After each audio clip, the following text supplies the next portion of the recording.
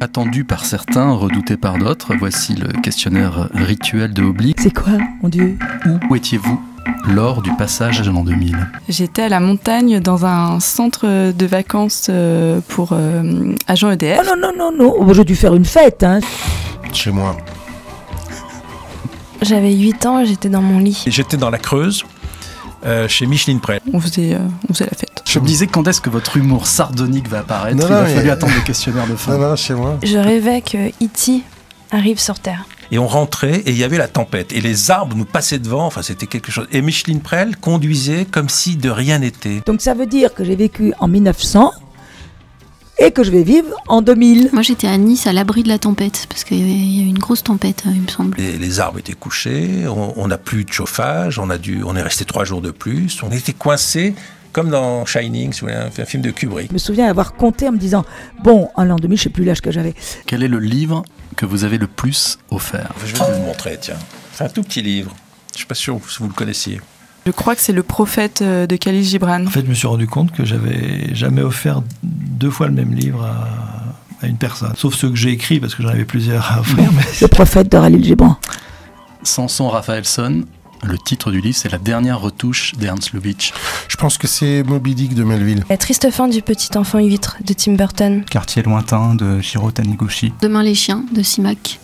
C'est un livre, je vais vous le laisser, tiens, je vous l'offre. Merci beaucoup. Sublime. Si demain matin, vous pouviez tout prendre avec vous, votre travail, votre amoureux, E.T., dans quelle ville demain matin vous vous installeriez? Je pense une ville du Moyen-Orient. Je pense que j'irai sur la côte bretonne entre Saint-Malo et Cancale. J'avais envie de dire New York, mais moins maintenant qu'il y a Trump.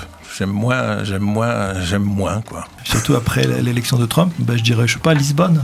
À chaque fois que je voyage, je fantasme à mort sur toutes les villes, je m'imagine y vivre, et puis en fait, quand je rentre à Paris, je me dis c'est trop bien Paris. Rome.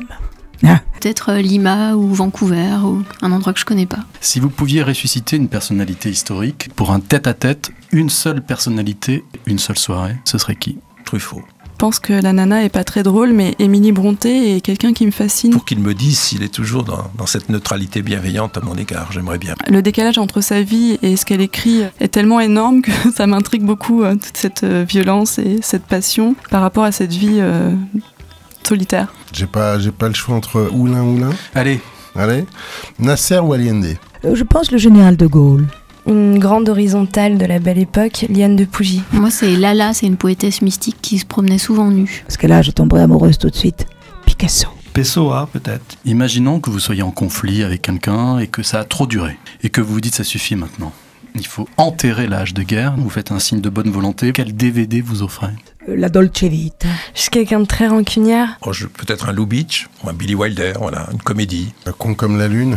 Voilà, faisons la Dolce Vita, reprenons comme avant. C'est dans la lignée de ce qu'on parlait tout à l'heure, de l'entourloupe, de toutes ces comédies comme ça, un peu outrancières. Un court-métrage, par exemple, Père et fille de Michael Dudok de Witt. Dumb and Dumber des frères Farrelly. J'enverrai Toy Story.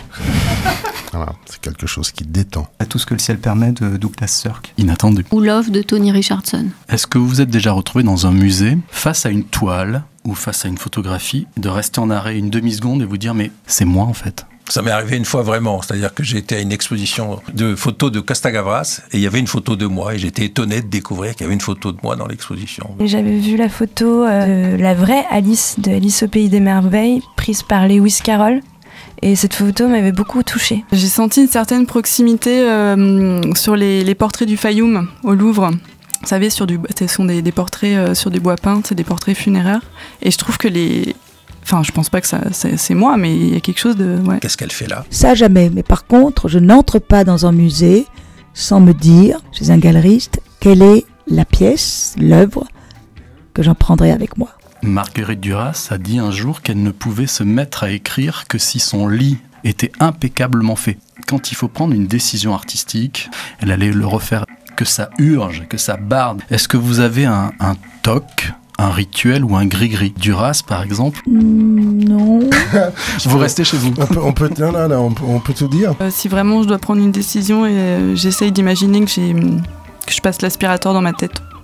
Non, moi je me caresse pas les seins, éventuellement je fume un joint. le passer en vrai aussi, hein.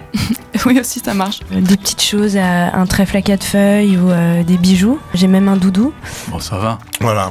Si c'est une situation de crise, c'est vraiment essayer de ne rien faire. Mais après, faire son lit, c'est un minimum. C'est pas des tocs, c'est tout d'un coup je me dis qui est cette femme. Alors cette femme c'est une bouchère par exemple. Donc je vais à la boucherie. Bon, je mange pas de viande et je fais semblant de vouloir acheter quelque chose rien que pour voir comment fait la bouchère. Je m'allume toujours une cigarette. C'est pas bien. Vapoter. Les courtisanes, je pense que j'aimerais bien écouter ces petites anecdotes. Quel est le but? Imaginons que vous avez le virus.